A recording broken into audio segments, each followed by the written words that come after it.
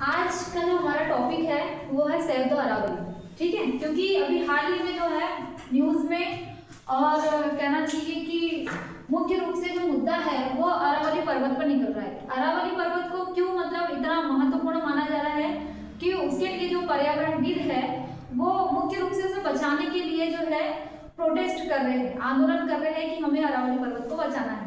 तो इसके बारे में थोड़ी पहले जानकारी लेते हैं और ये क्या केस है कि मतलब अरावली पर्वत पे जुड़ा हुआ है।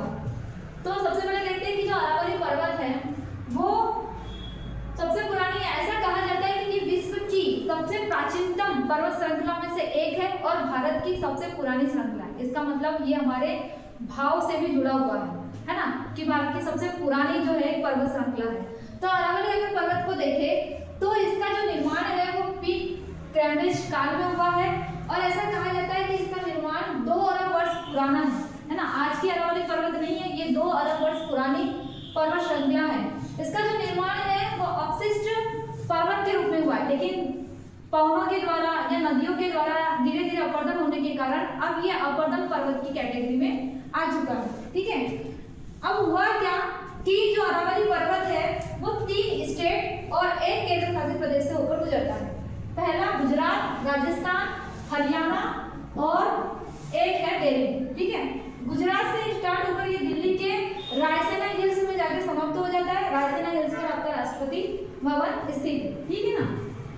अब अगर इसकी लंबाई देखें तो ये 692 किलोमीटर है, ठीक है, जिसमें से 550 किलोमीटर केवल और केवल राजस्थान में। इसमें कुल 29 जिले आते हैं, 3 स्टेट और 1 केंद्र शासित प्रदेश के 29 जिले आते हैं, जिसमें से राजस्थान में 15 जिले आते हैं, ठीक। ये हो गई इसकी कहानी।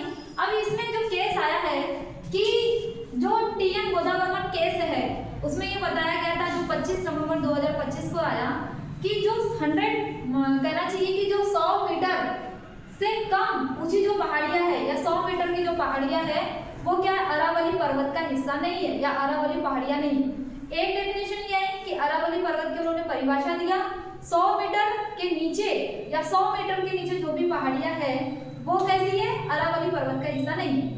दूसरी इन्होंने डेफिनेशन दिया अगर 2 पहाड़ियों के बीच में जो गैप है वो 500 मीटर से ज्यादा है तो या 500 मीटर है तो वो अरावली पर्वत का हिस्सा नहीं है। लेकिन अगर हम अरावली पर्वत को देखें तो इसकी बहुत सारी मतलब 90% जो पहाड़ियां हैं, 10,000 जो पहाड़ियां हैं वो 100 मीटर से नीचे है। दूसरी कि लगातार पवनों के द्वारा नदियों के द्वारा अपरदन करने के कारण जो अरावली पर्वत है उसमें गैप बहुत बढ़ चुका है, 500 मीटर ही नहीं बहुत ज्यादा गैप हो चुका है। तो वो भी मतलब समस्या ये है कि जो 100 मीटर के नीचे जो पहाड़ियां हैं और जो 500 मीटर से ज्यादा का जो गैप है, क्या अरावली पर्वत की मतलब पहाड़ियां ना होने की वजह से वहां पर अवैध खनन शुरू होते रहेगा या मतलब लगातार बढ़ते रहेगा, ठीक है।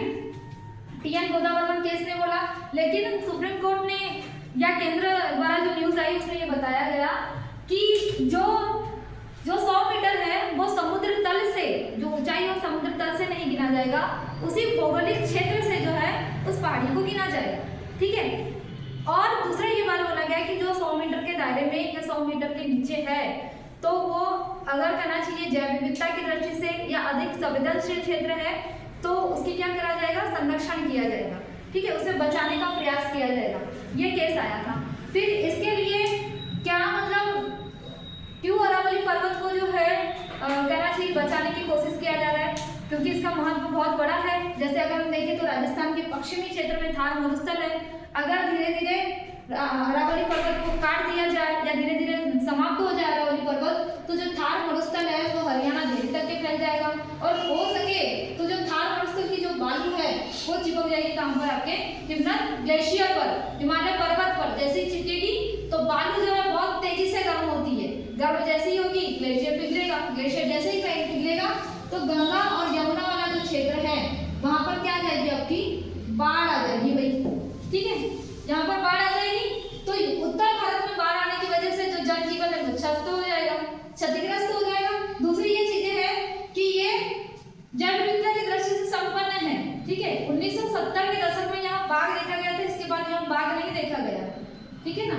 तीसरी ये चीज है कि जो आपका दक्षिण पश्चिम मानसून है, दक्षिण पश्चिम जो मानसून है उसको रोककर क्या करवाता है, ये राजस्थान में मिनिमम वर्षा करवाता है, निम्न वर्षा करवाता है, ठीक है। और थोड़ा आगे जो जाकर क्या करता है, ये उत्तराखंड में जाके टकरा जाता है, कुल मिला के हिमालय पर्वत से जाके टकरा जाता है।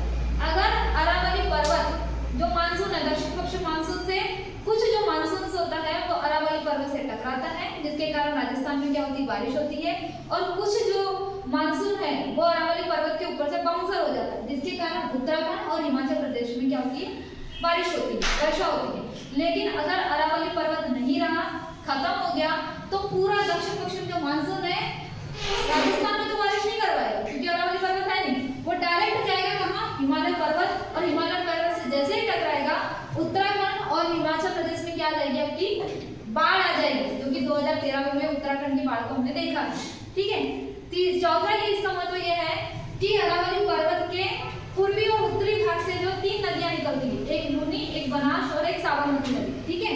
ये 3 नदियां भूमिगत जल स्तर को या कहना चाहिए जल स्रोत के रूप में जानी जाती है। अगर अरावली पर्वत नहीं रहा तो जो तीनों नदियां वो सूख जाएगी और वहां का जो भूमिगत जल स्तर है वो क्या हो जाएगा, नीचे गिर जाएगा। तीसरी ये चीज है कि यहाँ खनन, मतलब अगर कहना चाहिए कि खनिज की दृष्टि से देखा जाए तो संपन्न है, चूना पत्थर मिल रहा है, संगमरमर मिल रहा है, ग्रेनाइट मिल रहा है, तांबा मिल रहा है, और क्या मिल रहा है आपका जिंक वगैरह जो है, जस्ता, चांदी, यहाँ पे तो खनिज संपदा की दृष्टि से जो है संपन्न है। लेकिन प्रभाव ये पड़ा कि अवैध खनन इतना बढ़ गया कि वर्तमान में जो 31 पहाड़ियां थी अरावली पर्वत की, 31 जो पहाड़ियां थी अरावली पर्वत की वो खत्म हो चुकी है, या कहना चाहिए समाप्त हो चुकी है, ठीक है। अगर आज नहीं बचाया गया तो वर्तमान में जो जलवायु जो परिवर्तन है उसके लिए भारत पर, मतलब कृषि हो, जलवायु, जीवन हो, उसमें जो है नकारात्मक प्रभाव पड़ेगा, साथ में भारत की अर्थव्यवस्था पर भी नकारात्मक प्रभाव पड़ेगा।